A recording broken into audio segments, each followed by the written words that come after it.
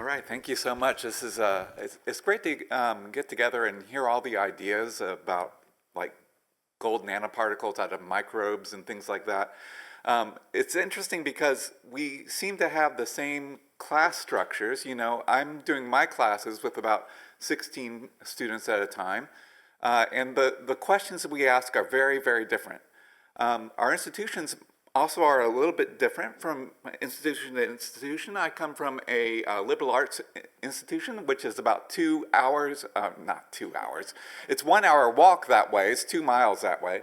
I just walked there this morning to get a little bit of exercise. It's a very nice walk. But we all have these different situations that we bring, and we are solving these problems and asking these questions. And the thing about teaching is that you never have enough time, you never have enough resources. And what I'm encouraged by being a liberal arts institution, I can see how resources are limited all around, and I can see the creativity of my colleagues in solving these things. For example, in film studies. Robert Rodriguez, I'm not sure if you've heard of his movies. He's best known for Spy Kids, apparently. But he got his start as a film student. His project was not a research project, but making a film. But he didn't have any money. So he literally participated in medical research to raise money. He raised $7,000, and that was enough for him to make a movie called El Mariachi. It eventually won Sundance, and so it got picked up and they spent a bit more money on it and then put it in theaters. But when he was starting it, he was sitting down and he was saying, well, what can I write a film about? One of the things is that, of course, he set it in the town that he was at. He used his friends and locations like that, and he has a chase scene involving a school bus. The reason is his friend had a school bus that he could use for the chase scene. So he wrote that into it, he asked that question, and he modified what he could do depending on his situation. And so I'm a little bit inspired by that because, you know, we all have our backgrounds. I have my PhD research, my sort of structural immunology is my focus. And I'm teaching classes that involve immunology and biochemistry, and as questions come up as we go through that. And so the situation that I'm dealing with is probably similar to your situation, that there are undergraduates in these advanced courses, and we want to ask questions with them. We don't necessarily have a lot of time or money, but we can kind of write the questions like the way that Robert Rodriguez wrote his movie around what we have at hand. And the good news is with open science and open tools, there are a lot of tools at hand that we can use.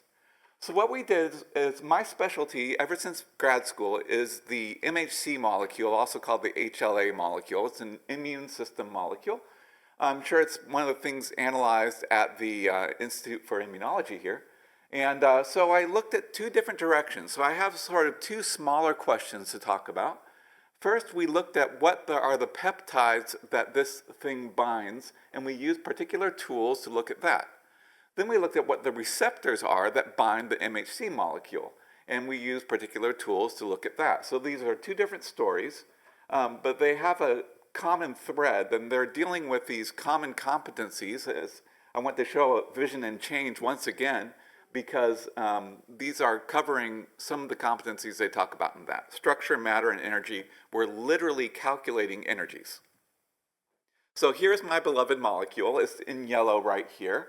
And this is the MHC molecule. Its job is to bind peptides and present them to the immune system. But also, the way evolution works, it gets picked up by a lot of other signaling functions. And sometimes you have some functions that's signaling that don't depend on the peptide at all. So this molecule is what I start with. The peptide is in purple here, and that was my first question. And the receptor that binds it is the one called the KIR receptor that's over there in green. And so we're going to start by talking about how the yellow binds the purple. Then we'll move on to the green. If you look at this, and by the way, it binds peptide to present it to the T cell receptor. Of course, immunology is really complex. There are different receptors that also bind the same type of molecule, but they bind it in a different place. There's also killer cell receptors, which will bind it over off on the side. So depending on what you know about immunology, the first project is about presenting to T cells. The second project is actually more about the innate immune system. this one molecule is at the heart of a lot of different immune processes. But the basic question is, because I know a lot about this molecule, I always am asking questions about how does it work? And so the two questions that we have, the purple question and the green question, the peptide question is it started in 2020, and just like Carlos said, the pandemic had an effect on how we taught. But the good news is there was a silver lining that involved the open science and open tools that we had. So I had a question that literally had to do with SARS-CoV-2. And we were all online still, and so I was like, well, can't we do a computational project to answer this question? And so that was the first question that I asked, and I actually did it in 2 different years of Biochem 3 with the students to ask the question of how similar are coronavirus peptides. The second question has to do with the KIR receptor, and it actually was brought to me through a kind of funny story that I'll get to when we get there. But it involves the KIR receptor, and there's a question of rating the strength of the KIR receptor binding the HLA molecule, okay? And so we modeled it and we measured the binding energy, and there were 24 immunology students that were involved. We just got done with this winter, and some students finished it up. They just presented it just in our spring symposium just a few weeks ago. So the first question has to do with peptide, and when SARS-CoV-2 came out, of course it followed SARS-CoV-1, but there were also other coronaviruses which we had been exposed to.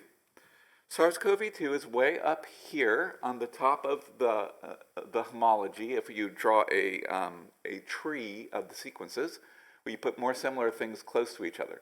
And so not very close to it, but also not it's on the same tree. If you look down here, there are these sequences that are other coronaviruses that we had seen before. A lot of things about 2020 were indeed unprecedented. And the virus itself was unprecedented, but it had cousins, which we had seen before. And knowing this, I had a question: how similar are the cousins to the new kid on the block?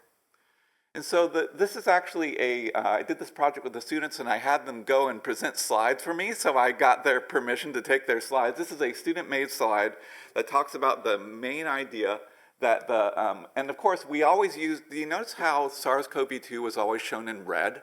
It's like it got that color, and now we signify that, and now we understand it that way. So the student understood that, and we've got the SARS-CoV-2 spike protein, and of course this can be presented to the immune system. And it's similar to its cousins, which we had seen before if we got particular common colds. The question is how similar, how much could our T cells respond to it? And there's a tool for this. It's good to know where your tools are because you send your students to them to process data for you. And so the IEDB is a big immunological database. It includes all types of epitopes, including the peptide epitopes that will bind MHC HLA molecules. And so we send them to this. It involved, like I tested the project. You have to test the project for them, and then you go into the project and you give it to them because they will definitely beta test your project for you, right? They'll find out the flaws in your protocol that you wrote, but they were able to actually, but then they accomplish it, and you have the sense of answering the question that you had. This is our course management system, Canvas, and so I just put it in.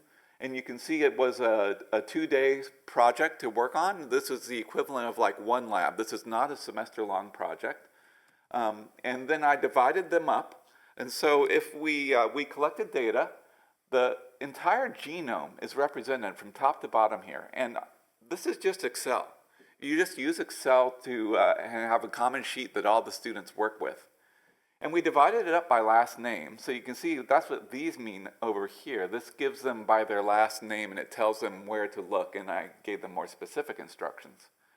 But you have all of the proteins that you're familiar with are at the bottom of the genome here. There's other things, and some of them we don't even quite know what they do, at the top of the genome. But the entire genome, we basically fed it to the tool, and we said, okay, where are the parts that are going to bind the MHC, the peptides that will bind and be presented to the immune system? And then we compared that for all 5 proteins, for SARS-CoV-2 and the 4 common colds that I showed you at the bottom of the tree. And then we had the students look at them, and there's a little bit of a judgment call, because you have to say, do I think that this is going to look the same to a T cell receptor? You have to think like a T cell receptor.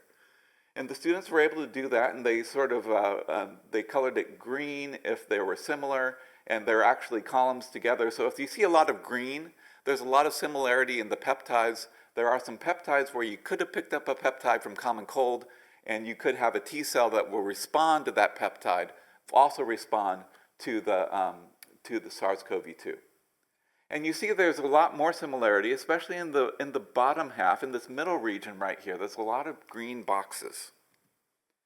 And the students also put this, they used a sequence alignment tool, and it's nice and colorful, and they enjoy explaining how they used it. And so a student created this slide to show that they looked at this one, and it looked like there's a lot of similarity there. You know, there's always some dissimilarity, but the student can make the judgment call, where they say, oh, I really think that these are more similar than they are different. Whereas this one, there's still some similarity, but there's a lot more difference. And so the student showed this as a judgment call. These are more different. I think this one ended up being yellow rather than completely red. And so we added up all the results, and we analyzed them. Then the fun began. And so when we looked at them all, the white circle is the total number of epitopes that were predicted for SARS-CoV-2, the total possible peptides that could be presented. And each colored circle is how many of those peptides look similar to a common cold peptide. Remember, there's 4 common colds, but they all look similar to each other, just like cousins look similar to each other. There are actually 52 peptides that show up in all 5 of the genomes, similar enough that we would predict cross-reactivity. And if you look at this, overall, it's about 1/3 of the area matches up. And you can get a guess at this from general sequence homology, but you can also, this is a more specific way to look at it. And it also does tell you a bit more detail than just comparing the overall percentages. And this was back in 2020 when we only had social media to connect us, and actually this got published in an unusual way. It's not a way I can necessarily cite for my promotion file, but basically I saw that an author that I followed on social media, Siddhartha Mukherjee, who wrote The Emperor of All Maladies and several other books as well, asked, has somebody compared the coronaviruses for like the peptides that will bind? And I'm like, oh, you know, like I replied pretty quick, I'm doing it. You know, I'm in the middle of a research project, and I'm doing it with undergraduates, and then I showed him the data. Look at all these colors. This must be right, you know. But it eventually led to him understanding that, and he like took our data and looked at it and thought about it, and he incorporated it into one of his future New Yorker articles. So this is a citation that doesn't show up on Google Scholar, I don't think.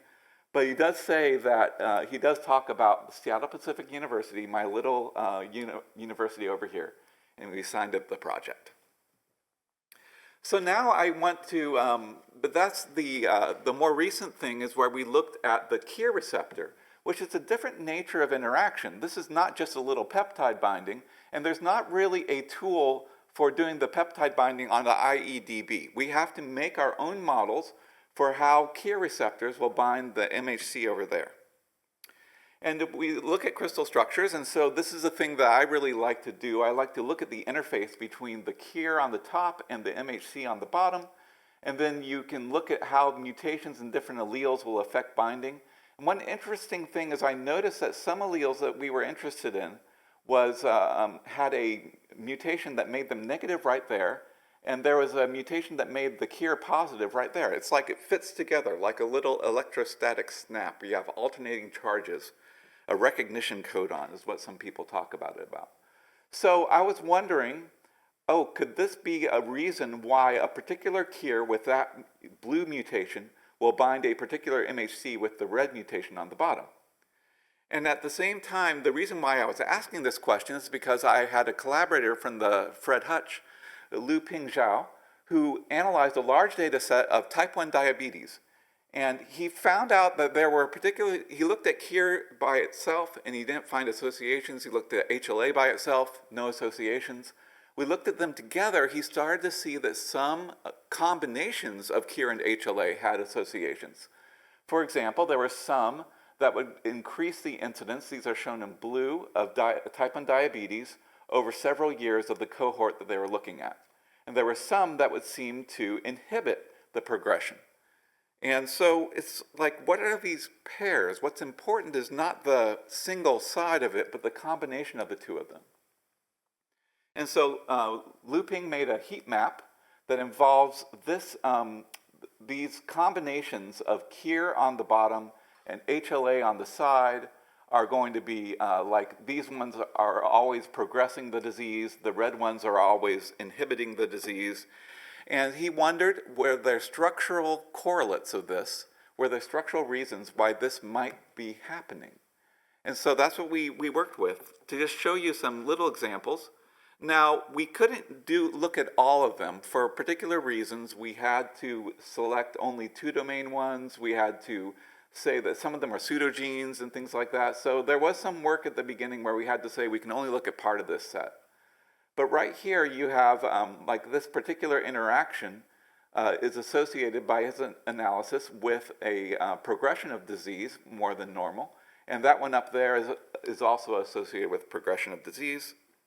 This one is associated with inhibition. And again, it's very hard to get these numbers because there's not many people who have that exact combination. It's a very big data set. And that's what Looping was able to provide.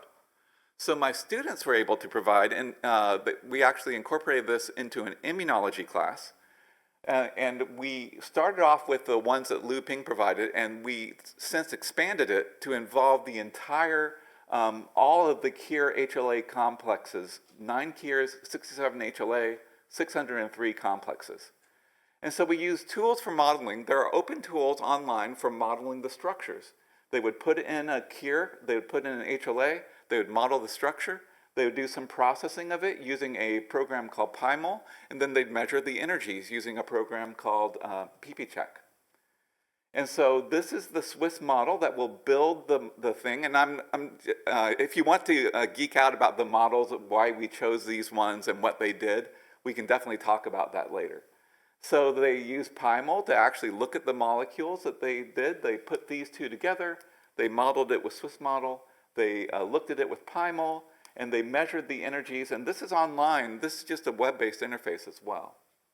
And then they pasted it in the Google Sheet, and then they did this over and over again. And the only question is, you know, and then you sit back and you take the result, and then you've got all of the binding energies measured for these KIR HLA. So the first thing is for Looping's heat map. We had the blue and we had the red that were colored. And so if you look at the binding energies, there were 2 ones that were dominant, van der Waals and electrostatics. And basically, if you're down toward me on this corner, you have better binding energy. And if you look at this, a lot of the brightly colored ones were down below. The line is drawn at the upper quartile. So if you have a binding energy in the upper quartile, you tend to change what the diabetes risk is. So the students have now gone through, and like I said, we've done 600 of these. This is a particular KIR, and you can see there's a lot of tight binding residues that we get with this. But this one, there's nothing that's tight binding. These KIRs have different personalities, and now we can look at that and we can sit back and we can interpret the data. So that's led us to particular hypotheses that come about. There are particular HLAs that we think there are particular HLAs that appear to like certain KIRs, and there's one in particular, but this is ongoing work. We have the heat map, the original heat map graph that I showed. This is in press right now. And the rest of it is actually, we are processing it and developing hypotheses, and now we're going to go back and look at diabetes risk and see what else we have there. So basically there's a lot of people to thank here. I've mentioned what they've done. We've done this as independent research, and we've also done it as an in-class project. And here are all the students who did all the work, and they got the results that you see here today, and we'll carry on. So thank you for your attention. I think we might have time for one question. So. We do indeed have time for one question, but only if you promise to talk fast. Yes.